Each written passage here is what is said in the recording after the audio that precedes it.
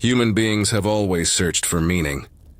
We've looked to the stars, to the earth, and to each other, trying to understand who we are and why we exist. In that search, religion became one of our earliest attempts to make sense of the unknown. It offered explanations before science existed. It provided comfort when knowledge was limited. But the same traits that made religion feel necessary thousands of years ago are what make it irrational today. The explanations it offers no longer match what we know about the universe, human psychology, or morality. Yet people continue to hold on to them. Not because they make sense, but because they satisfy emotional needs that logic alone cannot. At its core, a belief becomes irrational when it persists in the face of evidence to the contrary. It's not irrational to be wrong once. It's irrational to refuse correction. Religious belief falls into that category because it demands faith, belief without evidence, and often belief in spite of evidence. That's the defining feature. It's not just that religious stories are unproven. It's that they are insulated from disproof. No amount of contradiction can change the mind of a true believer, because faith transforms uncertainty into virtue. Doubt becomes sin. Questioning becomes rebellion. That's the opposite of rational thinking. When we examine religion through the lens of reason, its contradictions become impossible to ignore. Every religion claims to hold the ultimate truth, yet none can demonstrate it. The Christian says the Quran is false. The Muslim says the Bible is corrupted. The Hindu says both are misguided, and the cycle continues. They can't all be right, but they can easily all be wrong. That simple fact should be enough to make anyone pause. If divine truth truly existed, it shouldn't depend on where you were born, or which book your parents handed you. But belief almost always follows geography, not evidence. That's not divine revelation. That's cultural inheritance. People defend their religions as moral frameworks, but even morality has evolved beyond them. Ancient scriptures condone slavery, war, sexism, and divine punishment. Today, we reject those things not because of religion, but despite it. Modern ethics comes from empathy, shared experience, and social progress, not from supernatural commandments. If religious morals were truly timeless, we wouldn't need constant reinterpretation. The fact that believers must cherry-pick verses to fit modern values shows that the moral authority of religion is man-made, not divine. Some say religion is justified because it gives people hope or comfort. But comfort doesn't make something true. We don't accept falsehoods in medicine because they make us feel better. We don't choose flight paths based on faith that planes will stay up. We rely on physics. Truth doesn't depend on emotional satisfaction. Belief should be earned, not wished into existence. Yet religion rewards certainty without understanding, and punishes curiosity that dares to challenge it. That's not spiritual depth. That's intellectual submission. What makes religious belief especially irrational is that it thrives on selective skepticism. Believers are often skeptical about every religion but their own. They recognize mythology in others but call it revelation in theirs. The same person who laughs at Greek gods believes in angels and demons. The same person who dismisses Norse myths as fantasy prays to a god who floods the world or speaks through fire. Rationality requires consistency, and religion demands the opposite. It asks you to suspend critical thinking when it conflicts with doctrine. This inconsistency shows that religion isn't about truth. It's about identity. People cling to it because it's intertwined with community, family, and meaning. Rejecting it can feel like losing everything. But truth doesn't become false just because it's uncomfortable. A belief's emotional value doesn't grant it logical credibility. We can empathize with the reasons people believe, while still acknowledging that the belief itself isn't rational. That distinction is crucial. Compassion for believers, but clarity about belief. Religious faith also thrives on psychological vulnerabilities. Our brains evolved to detect patterns and agency, even where none exist. It's an evolutionary advantage. Seeing a face in the dark bush could save you from a predator. But that same instinct makes us see intention in randomness, purpose in chaos, and divine hands behind natural events. Lightning becomes the anger of gods. Disease becomes punishment. Recovery becomes a miracle. These are ancient mental habits, useful in primitive times, misleading in a scientific world. And when people are taught these interpretations from childhood, belief feels like truth because it's been woven into identity. Questioning it feels like betrayal, not just of family, but of reality itself. That's why intelligent, educated people can still believe things that collapse under scrutiny. Religion doesn't depend on ignorance. It depends on conditioning. It replaces the uncertainty of existence with stories that sound meaningful, even when they have no basis in fact. But if we strip away tradition, fear, and emotion, what remains?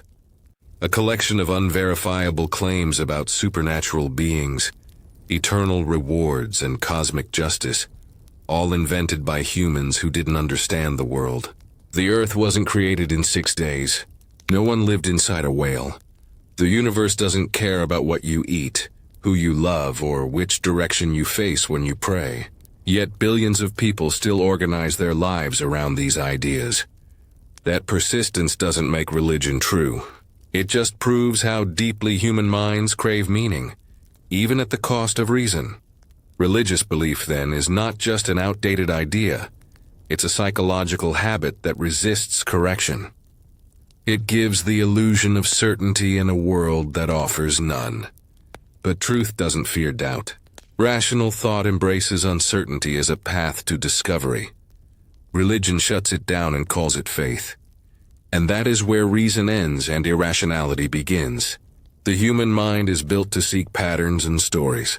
We evolved that way because those instincts once kept us alive. If our ancestors saw rustling in the grass and assumed a predator, false positives were harmless. False negatives could be fatal. So our brains learned to err on the side of intention, to assume someone or something was behind every event. That's the same mechanism that makes people today see a divine plan behind chance occurrences. When life feels chaotic, the idea that everything happens for a reason feels reassuring, even when there's no evidence of purpose. Religion thrives in that gap between emotion and evidence, a product of our brain's survival wiring, not a revelation from the cosmos. Belief in the supernatural, then, isn't proof of divine truth. It's proof of how deeply pattern-seeking defines our species. We'd rather believe in invisible order than face a meaningless universe. It's not stupidity, it's psychology. But rationality requires us to override these instincts when they mislead us. The same brain that invented gods also invented science. The difference lies in whether we question our first impressions or build temples around them. Fear also plays an enormous role in sustaining irrational beliefs. Fear of death, fear of the unknown, fear of punishment. Religion doesn't just explain life. It promises escape from death. It tells us we'll see our loved ones again, that we'll live forever in a place without suffering. It transforms the ultimate uncertainty into a comforting narrative. But that comfort has a cost. It replaces honest acceptance of mortality with a fantasy. Instead of teaching us to value the finite nature of life, religion tells us this world is just a test, a temporary hallway to eternity. That belief can make real life feel less important than imaginary rewards. It discourages people from confronting reality as it is, preferring a dream about what comes next. And when fear is tied to morality, heaven for obedience, hell for disobedience, it becomes an incredibly powerful control system. Children learn early that good behavior pleases God, and bad behavior leads to punishment beyond comprehension. That conditioning shapes the adult mind. Even those who no longer consciously believe may still feel lingering guilt or anxiety about thoughts once labeled sinful. It's one of the clearest examples of irrational conditioning. Moral obedience enforced not by reason, but by invisible threats. That's why religion spreads so easily to the young. It doesn't begin as a conclusion reached after evidence. It begins as indoctrination. A child doesn't choose faith. They absorb it before they can critically think. By the time they're old enough to analyze it, belief already feels like identity. A rational person might question political or scientific ideas, but when faith has been fused with self-worth and community, it feels unthinkable to question it. Religion in that sense doesn't persuade people. It imprints them. Cognitive dissonance keeps the illusion alive. When faced with contradictions, believers rarely abandon belief. They reinterpret reality to fit it. If prayers go unanswered, it's because God works in mysterious ways. If tragedies strike, it's a test of faith. Success becomes proof of divine favor. Failure becomes divine wisdom. No matter what happens, the belief is preserved. That's not reason, that's rationalization. It's a self-sealing worldview that bends every fact to fit the conclusion. What makes this even more irrational is that religious conviction often grows stronger in the face of disconfirmation. Studies show that when deeply held beliefs are challenged with evidence, people don't weaken, they double down. The discomfort of being wrong is so painful that the mind invents justifications to protect the belief. This is why prophecies can fail again and again, yet followers remain loyal. It's not evidence that keeps them believing. It's identity defense. Religion taps directly into that defense mechanism, turning faith into a badge of loyalty rather than a claim about truth. There's also a powerful social component. Belief isn't held in isolation. It's reinforced by community. When everyone around you shares the same story, it feels true simply because it's familiar. Social belonging is a basic human need, and questioning shared beliefs risks rejection. For most people, belonging feels more important than accuracy. Entire cultures are built around rituals, holidays, and shared myths. Within that structure, doubting faith feels like betraying not just an idea, but the people who gave your life meaning. That's how irrational beliefs become socially rational. They're rewarded, celebrated, and protected by community norms. This social reinforcement also explains why religions persist even when their claims are disproven. People may privately doubt the literal truth of miracles or creation myths, but still call themselves believers because belief signals loyalty, identity, and goodness. It becomes a moral costume rather than a conviction. That's not rational faith. That's social conformity wrapped in sacred language. The deeper irrationality of religion lies in its method. It begins with a conclusion that a God exists and works backward to justify it. Rational inquiry does the opposite. It starts with observation and builds conclusions from evidence. Religion starts with doctrine and reshapes the world to fit it. It's the difference between exploring reality and defending an inherited narrative. One seeks to understand, the other seeks to confirm. Even when religion borrows the language of reason, philosophy, logic, apologetics, the foundation remains faith. The arguments are built to defend belief, not to test it. They often rely on word games rather than evidence, redefining God to mean the universe, or calling gaps in knowledge proof of the divine. But the God of the gaps keeps shrinking as knowledge expands. Lightning, disease, earthquakes, consciousness, all once explained by gods, all now understood naturally. The only mysteries left are those science hasn't solved yet, and history suggests those too will yield to reason in time. Yet belief persists because humans are emotional before they are rational. Religion thrives not because it's convincing, but because it speaks to our deepest insecurities, the need for meaning, belonging, and control. It wraps those needs in cosmic language and calls them truth. That's why even intelligent people can defend absurd doctrines. Intelligence doesn't protect against irrationality when emotion dictates the conclusion. The smartest mind can still be trapped by the oldest fear, that life without divine purpose is unbearable. But irrationality isn't just in what religion believes, it's in how it asks us to believe. Faith is praised as a virtue precisely because it rejects the demand for proof. It sanctifies ignorance and calls it strength. That inversion of values, where doubt is weakness and blind trust is courage, is the essence of irrationality. A rational mind welcomes correction. A faithful mind avoids it. Religion tells us to stop searching once we've found the truth. Reason tells us truth is never final. The former builds walls, the latter opens doors. And while faith feels safe, that safety is an illusion. It protects the believer from questions, but it also locks them out of understanding. Religious institutions have long understood that the strength of belief depends on control. Not control of evidence, because evidence is not on their side, but control of information, authority, and emotion. For most of human history, access to knowledge was filtered through religious power. Sacred texts were kept in languages ordinary people couldn't read. Priests and clerics became the gatekeepers of truth. Questioning them wasn't just frowned upon. It was criminal. This wasn't an accident. The less people knew, the more they trusted those who claimed to know on their behalf. That's how irrational belief sustains itself, by restricting the tools that could dismantle it. In societies dominated by religion, the most dangerous act is thinking independently. Throughout history, people who challenged sacred authority were exiled, tortured, or killed. From Galileo to Hypatia, to countless unnamed skeptics, the pattern was clear. Religion maintained its power not through persuasion but through fear. Even today, in many places, disbelief or blasphemy is punishable by death. That's not moral conviction, that's intellectual tyranny.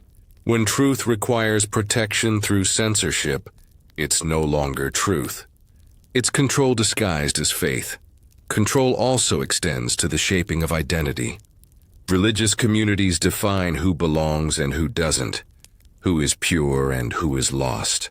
The institution survives by keeping its members psychologically dependent on forgiveness, on salvation, on the illusion that their worth depends on obedience to the divine hierarchy. When believers are told that morality, meaning, and even love come only through God, they are bound by invisible chains. The result is a population that polices its own thoughts. People become their own jailers, convinced that invisible eyes watch them at all times. That is not freedom of belief. That is surveillance of the soul. The irrationality here isn't just personal. It's systemic. Religion institutionalizes belief without evidence and rewards loyalty over truth. Once an idea is declared sacred, it becomes untouchable. That's why even absurd doctrines can persist for centuries. No matter how implausible a claim, virgin births, talking animals, cosmic battles between invisible beings, once sanctified, it's beyond question. And when an entire culture normalizes the unprovable, rational discussion becomes taboo. This is how irrational ideas gain social legitimacy. Repetition, reverence, and the threat of punishment for dissent. The structure of religious authority mirrors political power. The top claims divine right, the base obeys. It's a hierarchy built on the illusion that obedience pleases God. In practice, it protects human leaders who speak in His name. Throughout history, religious institutions have amassed wealth and influence by presenting themselves as moral guides. But morality tied to authority is always fragile. The same churches that preached humility built empires of gold. The same clerics who condemned sin protected predators. The same scriptures that promise peace have justified war. None of this is accidental. It's the logical outcome of irrational systems that replace reason with reverence. When faith is treated as a virtue, corruption becomes untouchable. People are taught to trust spiritual leaders without question, to assume holiness equals honesty. That misplaced trust allows exploitation, financial, emotional, even sexual. Scandals within religious institutions are not exceptions. They are consequences of unaccountable power. Any system that claims moral authority without evidence or oversight invites abuse. Yet the faithful defend it, because questioning the institution feels like questioning God himself. That's the genius of the system. It fuses obedience to men with loyalty to the divine. Irrationality thrives in closed systems. Religion builds those systems through dogma. Dogma is belief that cannot change, no matter what new information arises. It freezes moral and intellectual progress in time. For example, long after science demonstrated that the Earth is billions of years old, literal interpretations of sacred texts continued to insist on a young universe. Long after psychology and medicine advanced, religions clung to outdated notions of sin and purity. Even when reality forces small adjustments, the core resistance to change remains. Dogma survives by rebranding itself, not by evolving. You can see this resistance everywhere in the denial of evolution, the rejection of reproductive rights, the condemnation of same-sex love, the mistrust of vaccines or medical science when they contradict divine will. These positions persist not because evidence supports them, but because faith demands loyalty to ideas long proven false. And when evidence threatens belief, institutions frame the conflict as a test of faith rather than an invitation to learn. That framing transforms ignorance into piety. But even more subtle is how religion manipulates emotion to shield itself from critique. It wraps irrational ideas in moral language, sacred, holy, respectful, so that questioning becomes offensive. Criticizing belief is framed as attacking people. This emotional sleight of hand protects doctrines from scrutiny by appealing to empathy. It's clever because it weaponizes kindness itself. Many people stay silent not because they believe, but because they fear hurting those who do. The result is a culture that treats ideas as off-limits simply because they're old or comforting. No other field of thought enjoys that immunity. Religious irrationality also manifests in moral double standards. Violence, discrimination, and oppression are often excused when committed in God's name. When extremists kill for faith, moderates call it a distortion, as if the scriptures themselves weren't filled with divine commands to destroy enemies. The same texts used to justify charity have also justified genocide. The problem isn't interpretation. It's the assumption that ancient texts deserve moral authority at all. A rational worldview evaluates actions based on their consequences for real people, not on whether they please a deity, and yet, despite centuries of evidence against supernatural claims, religious institutions remain some of the most powerful forces on earth. They influence laws, education, and even scientific funding. Their irrational foundations are treated as legitimate because they wear the mask of tradition. Faith-based is used as a shield, implying that belief deserves respect regardless of its truth. But respect for belief without evidence undermines every rational standard we apply elsewhere. No other claim, not in medicine, engineering, or law, is granted immunity from scrutiny. Only religion insists that belief itself is beyond question. The persistence of these systems reveals something profound about human psychology. We value certainty more than truth. Religion promises certainty, absolute answers to unanswerable questions. It gives meaning, even when that meaning is invented. Rationality demands humility, the admission that we don't know everything. That humility feels uncomfortable, so people choose comfort over honesty. They build entire civilizations around stories that soothe the fear of uncertainty. But no matter how elaborate those stories become, they remain stories. The tragedy isn't that people believe them. It's that belief so often replaces inquiry. When faith is treated as a final destination rather than a temporary hypothesis, progress halts. Curiosity becomes dangerous. The questions that move humanity forward, about origins, morality, consciousness, are dismissed as already answered. Religion claims to offer enlightenment, but in practice it blinds. And the longer we mistake devotion for truth, the longer we delay genuine understanding. When irrational beliefs are woven into the structure of society, they stop being personal quirks and start shaping the world we all live in. Religion isn't just an internal belief. It influences policies, education, healthcare, and even the laws that govern private behavior. When the irrational becomes institutionalized, it has consequences far beyond the believer. It determines what children are taught, what rights adults are allowed, and what truths are even considered acceptable to discuss. Consider how religious ideas influence education. In many countries, evolution, one of the most well-supported theories in all of science, is still treated as just a theory, as though that word means a guess. It's dismissed because it contradicts ancient texts, written by people who didn't know what a cell or a galaxy was. The irony is striking. Children are denied accurate knowledge about life's origins because adults fear it might weaken their inherited mythologies. That's not moral protection, it's intellectual sabotage. A society that prioritizes belief over evidence teaches its children to value obedience over understanding. And the result is generations less prepared to face reality as it is. Religion also interferes with medicine. Throughout history, people have suffered or died because of doctrines that forbid life-saving treatments, blood transfusions, contraception, or stem cell research. When faith dictates what's moral instead of reason and compassion, human well-being becomes secondary to dogma. It's a strange inversion, choosing pain, suffering, or death not because they're inevitable, but because someone believes they please an unseen being. That's not faith as strength. It's faith as neglect of reality. In politics, religion often shapes laws under the illusion of moral authority.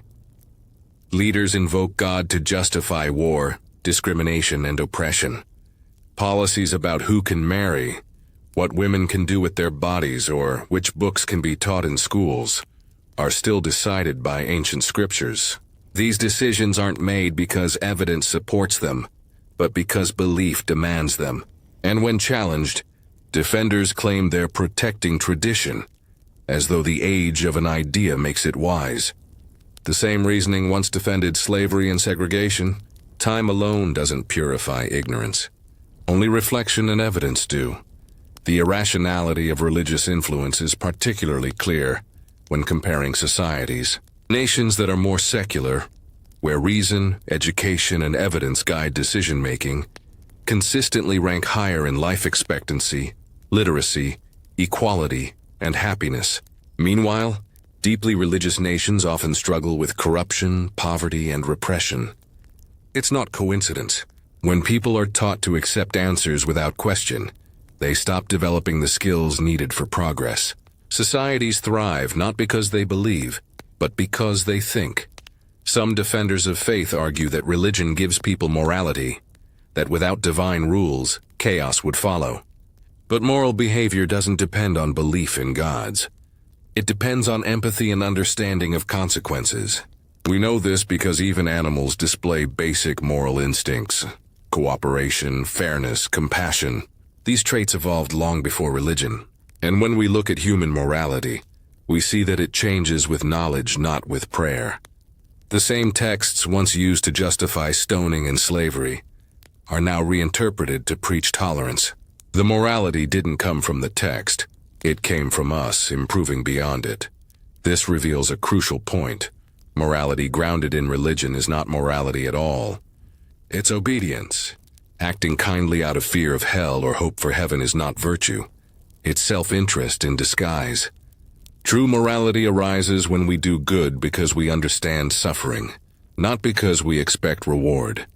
Religion claims to offer absolute morality, yet it depends on authority and reward systems that cheapen genuine compassion. A person who refrains from cruelty only because a god forbids it isn't moral. They're compliant. And even when religion promotes kindness, it does so selectively. Compassion is often limited to the in-group, those who share the same faith. Outsiders are treated as lost, dangerous, or damned. This tribal morality divides humanity into us and them. creating endless conflict. History is filled with holy wars, crusades, and inquisitions, all justified by divine command. Even today, sectarian violence continues to erupt where belief trumps reason.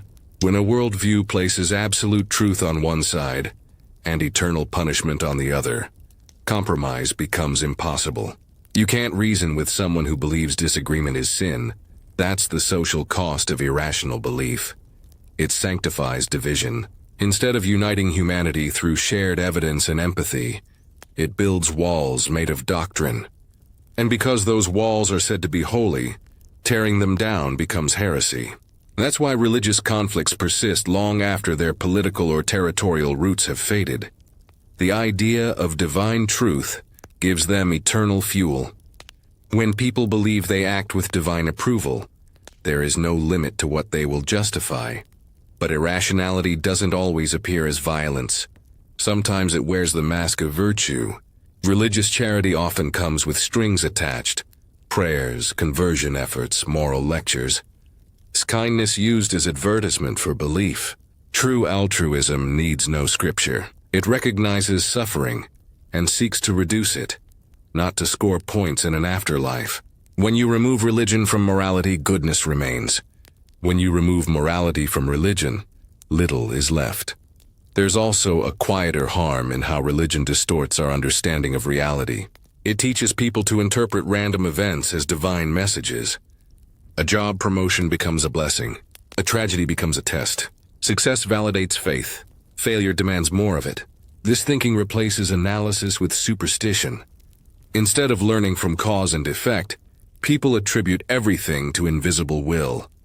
That mindset spills over into politics, business, and personal life, promoting fatalism rather than agency. Why act to solve problems if everything is God's plan? The idea sounds comforting, but it breeds passivity. Even in modern societies, religion still holds influence precisely because it cloaks irrationality in moral and emotional language. Politicians end speeches with "God bless," not because evidence shows divine intervention works, but because faith still signals virtue. Atheism or skepticism, by contrast, is often painted as cold or nihilistic. But there's nothing nihilistic about facing reality honestly. Meaning doesn't come from illusion. It comes from understanding. Rational thought doesn't erase wonder. It deepens it. Knowing that we are part of a vast, indifferent universe makes kindness more valuable, not less. And yet many fear that without religion, life loses purpose. That fear is one of the last strongholds of irrational belief. The idea that we need cosmic approval to feel significant. But purpose isn't handed down, it's created. Our relationships, our curiosity, our art and empathy, those give life meaning. Religion only borrows that meaning and frames it as divine. When people let go of that illusion, they often find a deeper appreciation for reality itself. The stars become more astonishing when you realize they are not watching you. Rational understanding offers something religion never truly can: freedom. Not freedom from morality or meaning, but freedom from fear. Freedom from guilt about natural desires. Freedom from superstition disguised as truth. When people stop believing that invisible beings control their fate, they begin to take responsibility for their own lives and for one another. That's not emptiness, that's maturity. Religion, in contrast, keeps humanity in a state of dependency, forever looking upward for permission, forgiveness, or salvation. It tells us we are broken, unworthy, and helpless without divine guidance. That's the most irrational message of all, that we must deny our own strength to be redeemed. Rational thought teaches the opposite, that growth, morality, and meaning come from within, through awareness and effort. As long as religion holds authority over minds and laws, irrationality will have a seat at the table of power. And while individual faith can be private and harmless, institutional faith rarely is, shapes nations, justifies injustice, and slows progress. To move forward, humanity must learn to separate private comfort from public truth. People are free to believe whatever they wish, but belief should never dictate what others can know, do, or be. When you strip religion of ceremony, tradition, and inherited emotion, what remains is a set of extraordinary claims that fail every test of reason. And yet, those claims are treated as sacred not because they are true, but because they are old, emotionally comforting, and deeply intertwined with identity. People defend their beliefs not on the basis of evidence, but on the basis of belonging. They fear that questioning their faith means betraying their culture, their parents, or their sense of purpose. That's why religion survives, not through logic but through psychological and social reinforcement. But what makes a belief irrational isn't just its lack of evidence. It's the refusal to reconsider it, even when evidence contradicts it. A rational mind adjusts. An irrational one doubles down. The persistence of religion demonstrates humanity's tendency to cling to certainty, even when that certainty rests on stories that wouldn't survive a single day of scientific scrutiny. The same species that can land a rover on Mars still prays for rain, or luck, or forgiveness from invisible beings. That contradiction alone tells us how strong our emotional wiring is, and how difficult it is to let go of comforting myths. Throughout history, every time we've gained a clearer understanding of reality, religion has been forced to retreat a little further. Disease was once punishment from the gods. Now we know it's caused by pathogens. Thunder was once the sound of divine anger. Now we know it's atmospheric electricity. The universe was thought to revolve around us. Now we know we're orbiting a star, one among hundreds of billions. Every discovery has taken a piece of divine mystery and turned it into plain, observable fact. Religion never predicted these truths. It merely adapted to them after the evidence became undeniable. And yet, adaptation doesn't mean rationality. It means survival. Religious belief survives by constantly reshaping itself to appear compatible with progress. Today, many believers claim that science and faith don't conflict, that their scriptures were never meant to be taken literally, that God works through evolution. But these adjustments come only after centuries of denial and persecution of those who question the dogma. The belief changes not because it was right, but because it had no choice. Even moral teachings, which are often cited as religion's redeeming feature, don't stand up to critical inspection. The moral codes found in holy books are inconsistent, time-bound, and often cruel by modern standards. Religious texts contain both calls for compassion and endorsements of slavery, sexism, and violence. The good parts are celebrated, the bad ones ignored, reinterpreted, or excused as contextual. This selective reading shows that morality does not come from religion. It comes from human judgment, the same judgment that decides which parts to follow and which to discard. If religion truly offered objective morality, it wouldn't have evolved over time. Yet every generation redefines its beliefs to match its era's ethics. Ancient laws once justified stoning. Now they're seen as barbaric. Scriptures once condemned same-sex relationships. Now many believers reinterpret them. The moral progress of humanity has moved against religious literalism, not with it. Religion doesn't lead morality. It follows it reluctantly. And then there's the psychological comfort argument, that religion provides meaning, hope, and community. That may be true, but comfort is not the same as truth.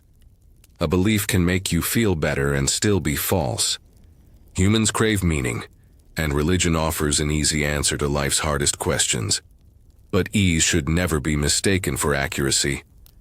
Telling someone their loved one is in heaven might ease grief, but it doesn't make heaven real. The measure of truth is not how it makes us feel. It's how it stands up to evidence. At its core, religion asks people to believe without question. That's its defining trait. To have faith means to suspend doubt, to treat uncertainty as virtue. But in every other domain of life, that would be seen as foolish. You wouldn't board a plane if the pilot said, "I have faith it will fly." You wouldn't take medicine prescribed by someone who believes it works but has no data. Yet in matters of ultimate importance, the nature of existence, the origin of the universe, the fate of the soul, faith is treated as enough. That's the very essence of irrationality, holding a belief not because it's proven, but because it's comforting. Even the language of religion reveals this. Terms like mystery, divine plan, or beyond understanding are just ways of saying, we don't know, but dressed in reverence. Religion transforms ignorance into holiness. It teaches people to stop asking questions at the very point where curiosity should begin. The greatest intellectual crimes of religion are not its stories, but its boundaries, the invisible lines it draws around inquiry. When a child asks why, religion too often answers because God willed it. That stops the search for understanding right where it matters most. And yet people often fear that without religion, life would lose meaning. But meaning isn't handed down, it's created. It emerges from relationships, curiosity, creativity, and empathy. A universe without gods isn't empty, it's open. It gives us the freedom and the responsibility to define purpose for ourselves. That's a harder path than obedience, but it's the only one grounded in honesty. The absence of divine authority doesn't diminish life's value. It amplifies it, because everything meaningful becomes truly ours. When you think about it, the very idea that life needs a cosmic overseer to have purpose is itself irrational. It assumes that value must come from outside rather than from within. But purpose is not something given, it's something chosen. We are temporary beings in an immense, indifferent cosmos. And yet we have the capacity to love, to reason, to create beauty. That's not a flaw to be pitied. That's a triumph to be celebrated. Our meaning is real precisely because we made it ourselves. Religion, by contrast, offers borrowed meaning. It hands people pre-written scripts for existence and convinces them that obedience equals virtue. It replaces authentic understanding with ritualized repetition, and it demands loyalty to ideas that cannot be demonstrated or falsified. That's why religious belief remains irrational, because it values belief over truth, authority over curiosity, conformity over evidence. The irony is that most believers are perfectly rational in other areas of life. They use technology, trust medicine, rely on science for weather forecasts and communication, but somehow make an exception for their God. This compartmentalization, this selective suspension of skepticism, is what allows religion to persist in a modern world that should have outgrown it. It's not stupidity, it's conditioning. From birth, people are told that questioning certain ideas is dangerous or disrespectful. That's how irrationality becomes tradition. If you step back far enough, it becomes clear that every religion is just a localized mythology, one version of countless human attempts to explain the unknown. The only difference between ancient gods and modern ones is the number of people who still believe in them. What once seemed sacred now seems absurd. A few centuries from now, our current beliefs might look equally strange. That's the cycle of superstition. It always feels timeless right up until it's not. To say that all religious beliefs are irrational is not to insult those who hold them. It's to point out that they rest on the abandonment of reason.